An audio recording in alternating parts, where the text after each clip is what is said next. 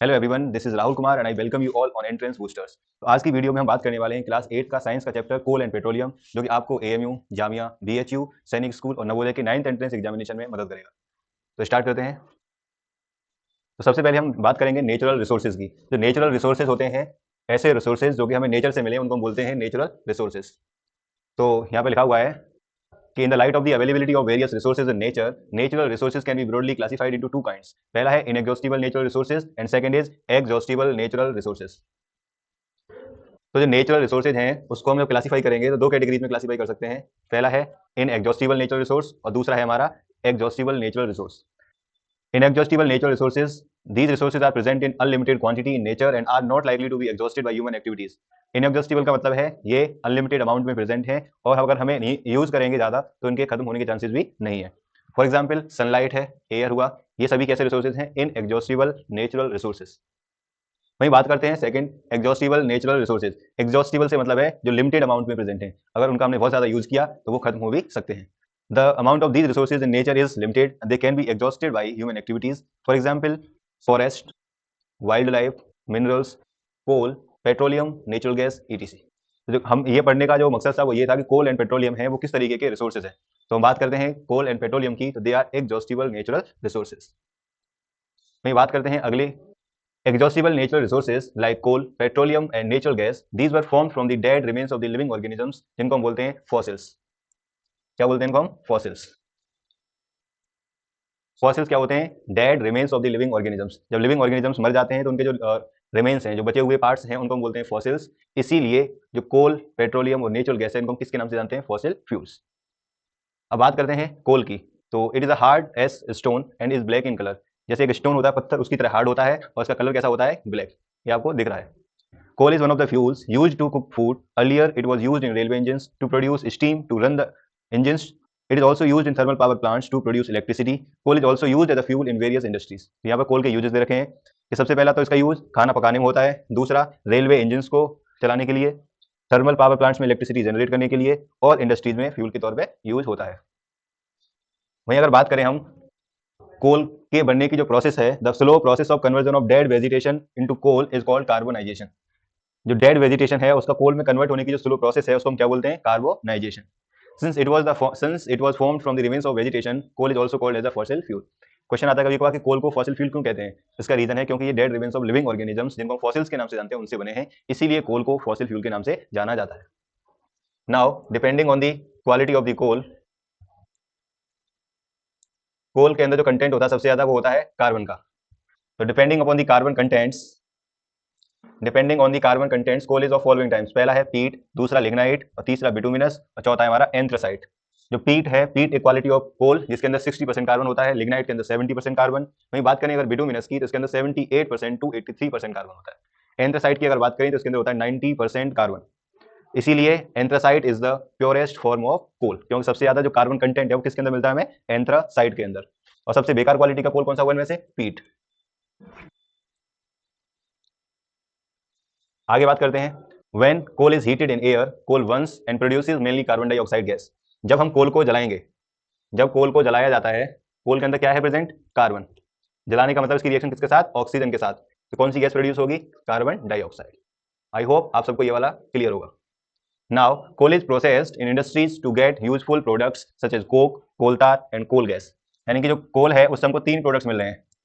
पहला क्या है हमारा? कोल तार, कोल गैस और दूसरा है हमारा कोक। ये कोल से मिलने वाले तीन प्रोडक्ट्स हैं। जो कोल की प्रोसेसिंग करते हैं तो हमको तीन प्रोडक्ट्स मिलते हैं। पहला है हमारा कोक, कोल तार और कोल गैस। तो बात करते हैं पहले कोक की। It is a tough, porous and black substance. ये टफ होता है, पोरस का मतलब टाइनी टाइनी इसके अंदर होल्स होते हैं और ब्लैक कलर होता है इसका। It is almost pure form of carbon. जो कोल के तीन प्रोडक्ट्स हैं उनमें से सबसे ज्यादा प्योर फॉर्म किसकी होती है? कोक की, क्योंकि कोक के अंदर सबसे ज्यादा कार्बन का कंटेंट पाया जाता है। Coke is used in the manufacture of steel and in the extraction of many metals. यहाँ से क्वेश्चन कई बार पूछा गया है कि which product of coal is used in the extraction of metals. तो करेक्ट आंसर होगा हमारा कोक। ये अगर आपको दिख रहा है यहाँ पर, कोल की जब प्रोसेसिंग होती है तो कोल की प्रोसेसिंग करते वक्त हमको तीन सब्सटेंस मिलते हैं। एक सॉलिड फॉर्म में, दूसरा लिक्विड, तीसरा गैस। जो सॉलिड वाली फॉर्म में है वो कौन है? कोक। लिक्विड वाली फॉर्म में है वो कोल तार और जो गैसियस फॉर्म में है वो है कोल गैस। ये आपको डायग्राम दिख रहा है कोल, कोक का, ये कोल तार और ये है हमारा कोल गैस। वहीं पर अगर हम बात करें कोक का use, it is use to make iron and other metals, मतलब in extraction of metals, metals को बनाने में। कोल तार का अगर यूज की बात करें हम, तो पहला यूज है इसका डाइज, ड्रग्स और परफ्यूम्स बनाने में। वहीं कोल गैस की बात करें, it is use as a fuel in many industries. I hope ये सब आपको क्लियर होगा। अब आगे बढ़ते हैं हम। अगला है हमारा coal tar. Coal tar, it is a black thick liquid with an unpleasant smell, it is a mixture of about 200 substances. जो कोल तार है हमारा, कोल तार जो हमारा ब्लैक कलर का सब्सटेंस है, ब्लैक थिक लिक्विड, और इसकी जो स्मेल होती है वो कैसी होती है, अनप्लीजेंट स्मेल। सबसे इंपॉर्टेंट यहाँ से क्वेश्चन आता है कई कई बार, it is a mixture of about 200 substances. ये 200 से ज्यादा सब्सटेंस से मिलकर के बना होता है कौन, कोल तार। Products obtained from coal tar are used as starting materials for manufacturing various substances used in everyday life and in industries like synthetic dyes, drugs, explosives, perfumes, plastics, paint, photographic materials, roofing materials, etc. Interestingly, naphthalene balls used to repel moths and other insects are also obtained from coal tar. सबसे यहाँ से पहला substance पहला आया है इसकी smell से related, unpleasant smell होती है, ब्लैक थिक लिक्विड होता है। दूसरा क्वेश्चन, ये 200 से ज्यादा सब्सटेंसेस से मिलकर के बना होता है। इससे बहुत सारे प्रोडक्ट्स मिलते हैं, synthetic fibres, dyes, drugs, explosives, perfumes, plastics and photographic materials. इसके अलावा एक एग्जांपल है इसका नेफ्थलीन बॉल्स। ये जो नेफ्थलीन बॉल्स होती हैं, इनका काम होता है इंसेक्ट्स को रिपेल कराना, इंसेक्ट्स को दूर भगाना। यूजुअली यूज इन वॉशरूम्स और इन एलमिराज ऑफ क्लोथ्स, जहाँ पर हम कपड़े वगैरह रखते हैं, अलमारी होती है वहाँ भी रख देते हैं नेफ्थलीन बॉल्स को, जिससे कि इंसेक्ट्स वगैरह नहीं आए। इंटरेस्टिंगली एक बहुत ही फैक्ट है जो एग्जाम में पूछा जाता है कि these days bitumen a petroleum product is used in place of coal tar for metalling the roads. इसका एक एग्जांपल पहले यूज जो था वो था कि रोड की सरफेस को मेटलिंग करने के लिए हम कोल तार का यूज करते थे, बट नाउअडेज एक नया सब्सटेंस है, उसका नाम है बिटुमेन। वो किससे मिलता है हमको, पेट्रोलियम से, वो इस्तेमाल होता है। ये बात करते हैं कोल गैस की, तो coal gas it is a gaseous fuel. Coal gas it is a gaseous fuel, it is obtain during processing of coal to get coke. जब कोल से कोक बनाते हैं तब जो हमको गैसियस सब्सटेंस मिलता है उसका नाम क्या है, coal gas. It is a mixture of methane and hydrogen with some carbon monoxide. यहाँ पे इसने नाम लिखा है मीथेन। मीथेन का जो फॉर्मूला होता है वो क्या होता है, CH4। Carbon dioxide CO2, carbon monoxide CO, याद रखना। तो जो कोल गैस होती है वो मीथेन और hydrogen along with some carbon monoxide. Uses of coal gas, it is used as a fuel for lightning purposes. It is also used as a source of heat rather than light nowadays. Normally as a fuel इस्तेमाल करते हैं कोल gas को, दूसरा lightning purpose से भी इस्तेमाल करते हैं, तीसरा सोर्स ऑफ हीट। पहले इसको हम लाइटनिंग पर्पज से यूज करते थे, लेकिन अब सोर्स ऑफ हीट। बहुत ही इंपॉर्टेंट है, यहाँ से क्वेश्चन आया है, आपके एनसीईआरटी में मिल जाएगा बॉक्स, कि the world's first oil well was drilled in Pennsylvania. जो वर्ल्ड का सबसे पहला ऑयल वेल था वो कहाँ पर ड्रिल किया गया, पेंसिल्वानिया, यूएसए, इन 1859। उसके 8 साल बाद oil was struck at Makum in Assam. In India oil is found in Assam, ये वाली जो जगह है माकुम, गुजरात में भी है, मुंबई में भी है, और river basins of Godavari and Krishna. सबसे पहला क्वेश्चन लेटेस्टली एक एग्जाम में पूछा गया था एमयू 9th एंट्रेंस में, कि world's first oil well was drilled in, तो आंसर हमारा क्या था, पेंसिल्वानिया। कहाँ पर है ये, यूएसए, और कब, 1859। इसके 8 साल बाद यानी 1867 में इंडिया के अंदर एक जगह है असम में माकुम, वहां पर ऑयल स्ट्रक देखा गया। इसके अलावा गुजरात, मुंबई और गोदावरी नदी है, कृष्णा नदी, उसके किनारों पर भी ऑयल वेल मिलते हैं हमको। आगे बढ़ते हैं। नेक्स्ट है हमारा पेट्रोलियम। तो petroleum, petrol and diesel are obtained from a natural resource called petroleum. Petroleum जो दो वर्ड से मिलकर बना है, पेट्रा प्लस ओलियम। पेट्रोलियम दो वर्ड से मिलकर के बना है, पेट्रा प्लस ओलियम। पेट्रा का मतलब होता है रॉक्स, पेट्रा का मतलब होता है रॉक्स, और ओलियम का मतलब होता है ऑयल। इसको हम रॉक ऑयल के नाम से भी जानते हैं।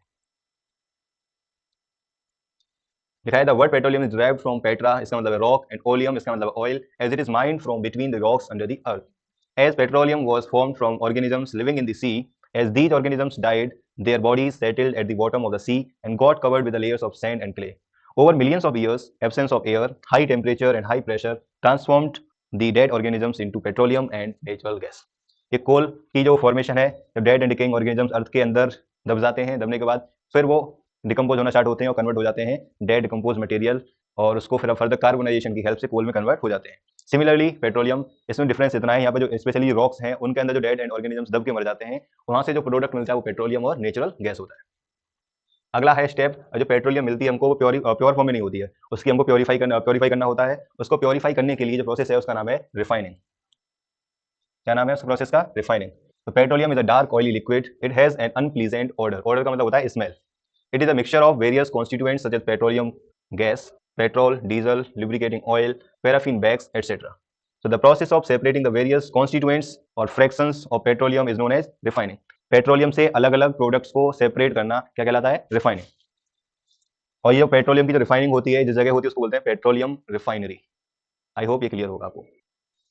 अब बात करते हैं, petroleum is also known as crude oil. Crude oil का मतलब क्या होता है?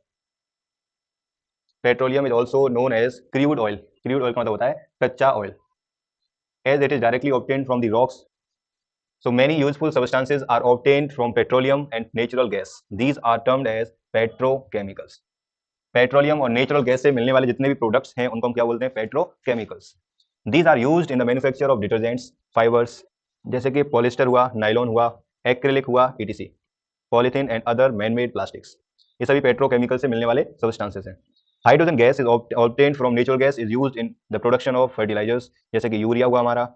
Due to its great commercial importance, petroleum is also called black gold. बहुत बार कभी कभार एग्जाम में डायरेक्ट पूछ लेता है, ब्लैक गोल्ड किसे कहते हैं? ब्लैक गोल्ड किसे कहते हैं? हम पेट्रोलियम को क्रूड ऑयल के नाम से जानते हैं, रॉक ऑयल के नाम से जानते हैं। और पेट्रोलियम और नेचुरल गैस से मिलने वाले सब्सटेंसेस को हम बोलते हैं पेट्रोकेमिकल्स, और उनके यहाँ पर प्रोडक्ट्स। ये एक पेट्रोलियम रिफाइनरी है जहाँ पर पेट्रोलियम की रिफाइनिंग होती है। ये बात करते हैं, अगला टॉपिक है हमारा various constituents of petroleum and there uses. तो पेट्रोलियम से मिलने वाले जो प्रोडक्ट्स हैं उनके यूजेस क्या क्या हैं, इस टेबल से आपको समझ में आ जाएगा। पहला है हमारा petroleum gas in liquefied form. Liquefied form में जो पेट्रोलियम गैस मिलती है उसको बोलते हैं एलपीजी। इसकी फुल फॉर्म क्या है? इसकी फुल फॉर्म है लिक्विफाइड पेट्रोलियम गैस। इसका यूज क्या होता है? It is used as a fuel for home and industries. LPG gas है एज अ फ्यूल इस्तेमाल की जाती है घरों में और इंडस्ट्रीज में। सेकंड है हमारा petrol, it is used as a motor fuel, aviation fuel, solvent for dry cleaning etcetera. Petrol का यूज मोटरसाइकिल्स में फ्यूल के तौर पे, एविएशन फ्यूल जो फ्लाइंग व्हीकल्स हैं उनमें इस्तेमाल होता है, और कुछ ड्राई क्लीनिंग करने के लिए जो सॉल्वेंट होते हैं, लिक्विड्स होते हैं, उसमें भी हम पेट्रोल को डाल लेते हैं। अगला है kerosene, it is used as a fuel for stoves, lamps and for jet aircrafts. Diesel, it is used as a fuel for heavy motor vehicles, electric generators. एक है हमारा lubricating oil, it is used in lubrication. बात करें अगला paraffin wax. Paraffin wax it is used in ointments, candles, Vaseline, ETC. वहीं बात करें अगला लास्ट है हमारा बिटुमेन। बिटुमेन का यूज पेंट्स में और रोड की सरफेसिंग करने में। तो ये सभी बहुत इंपॉर्टेंट प्रोडक्ट्स हैं, इनके यूजेस याद रखना है, एग्जाम में डायरेक्टली यहाँ से भी पूछ लिया जाता है। अगला और आखिरी हमारा है टॉपिक नेचुरल गैस। तो natural gas is a very important fossil fuel because it is easy to transport through pipes.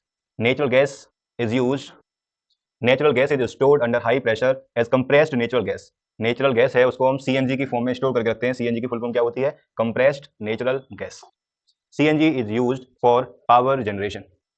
It is now being used as a fuel for transport vehicles because it is less polluting and it is a cleaner fuel. CNG होती है हमारी, CNG बहुत ही cleaner fuel है, less polluting है, इसीलिए इसका इस्तेमाल हम एज अ फ्यूल भी करते हैं। अगला है हमारा can coal, petroleum and natural gas be prepared in the laboratory from dead organisms. Question है, क्या हम पेट्रोलियम, नेचुरल गैस या कोल को लेबोरेटरीज के अंदर बना सकते हैं? क्या होगा इसका आंसर? आप सब लोग कमेंट में बताइएगा, क्या कोल, पेट्रोलियम और नेचुरल गैस को लेबोरेटरीज में बना सकते हैं? The answer is no. Their formation is a very slow process and conditions for their formation can not be created in the laboratory. ये बहुत ही स्लो प्रोसेस होती है, it takes million of years, 100 millions of years. तो इसको बनने के लिए जो बना रहे हैं वो नहीं देख पाएंगे, तो डेफिनेटली नहीं बना सकते हम इसको। अगला है हमारा नेचुरल गैस का फॉर्मूला है CH4, नाम इसका दूसरा मीथेन।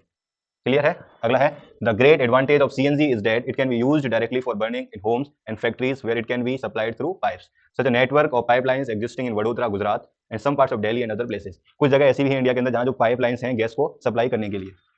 अगला है natural gas is also used as a starting material for the manufacture of number of chemicals and fertilisers और बहुत सारे केमिकल्स बनाने के लिए भी नेचुरल गैस का इस्तेमाल किया जाता है।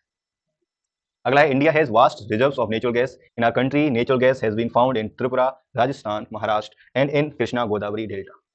नेचुरल गैस कहाँ मिलती है इंडिया में, वो आप सब यहाँ से मिल जाएगा आपको। The last topic of this chapter is PCRA। PCRA की फुल फॉर्म क्या होती है? Petroleum conservation research association. It is petroleum conservation research association, PCRA। इसका काम क्या है? PCRA का काम है it advises people how to save petrol और डीजल व्हाइल ड्राइविंग। मतलब PCRA एक तरीके से एक ऑर्गेनाइजेशन है जो बताती है कि हम पेट्रोल को किस तरीके से सेव कर सकते हैं, फ्यूल्स को किस तरीके से सेव किया जा सकता है। तो पहला इनका एडवाइस है कि drive at a constant and moderate speed as far as possible. जब भी गाड़ी को चलाएं तो मॉडरेट या फिर नॉर्मल स्पीड पर ही चलाएं। दूसरा, switch off the engine at traffic lights और at a place where you have to wait. ऐसी जगह जहां आपको वेट करना है तो बेहतर यही है कि आप अपनी गाड़ी का स्विच ऑफ कर दें और आराम से वेट करें। तीसरा, इंश्योर करेक्ट टायर प्रेशर। जो व्हीकल्स हैं हमारे उनके अंदर ये चेक करें कि टायर प्रेशर है वो सही है या नहीं। Last, ensure regular maintenance of the vehicle. जो व्हीकल्स होते हैं उनका ये चेक करो कि रेगुलरली उनकी मेंटेनेंस हो, सर्विसेज होती हैं, जिससे कि पेट्रोल कंजप्शन कम से कम हो। एलपीजी, लिक्विफाइड पेट्रोलियम गैस बताया था, इसको हम कहाँ इस्तेमाल करते हैं? होम्स में, घरों में। इसका जो मेन कॉन्स्टिट्यूएंट होता है किससे मिलकर बनी होती है? Butane. Burns easily, high calorific value. Calorific value क्या होती है बताता हूँ अभी। It is easy to handle and convenient to use. एक वर्ड आया यहाँ पर हमारा, कैलोरीफिक वैल्यू। कैलोरीफिक वैल्यू का मतलब है the amount of heat energy produced on burning 1 kilogram of any substance. एक किसी भी सबस्टेंस का 1 किलोग्राम अगर हम जला रहे हैं तो कितनी हीट प्रोड्यूस होगी, वो कहलाएगा हमारा कैलोरीफिक वैल्यू। तो ये था एलपीजी सीएनजी के बारे में। तो आज की वीडियो में हमने क्या क्या पढ़ा? कोल, पेट्रोलियम, नेचुरल गैस, इन सभी के यूजेज, इनसे मिलने वाले प्रोडक्ट्स और किस तरीके से इसको हम कंजर्व कर सकते हैं। कुछ इंपोर्टेंट फुल फॉर्म्स हो गई, पीसीआरए, सीएनजी, एलपीजी, इनके यूजेस अच्छे से करके जाना। बाकी ये क्वेश्चंस की सीरीज भी अगली वीडियो में मिलेगी आपको। और टिल देन कीप रिवाइजिंग, और कोई भी आपका क्वेश्चन हो, कोई भी क्वेरी हो, कमेंट सेक्शन में आप लोग आकर के पूछ सकते हैं। एक छोटी सी रिक्वेस्ट आप सभी से, अगर आपने चैनल अभी तक सब्सक्राइब नहीं किया है तो चैनल को सब्सक्राइब करें, वीडियो को अपने दोस्तों के साथ शेयर करें, और कोई भी डाउट हो आप कमेंट में लिखें अपना डाउट, उसका आंसर आपको जरूर मिलेगा। Thank you, till then take care, bye bye.